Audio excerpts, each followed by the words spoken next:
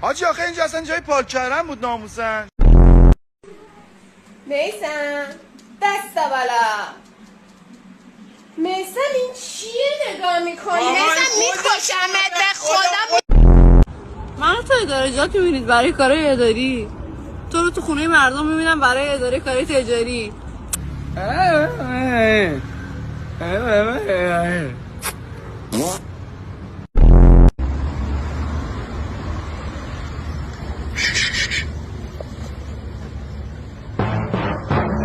خجالت بکش تخم سگ. داداش یه لحظه بیا. طرف برداشته از اینجا تا اینجا رو خط کشیده که چی؟ عقده بازی ها چیه؟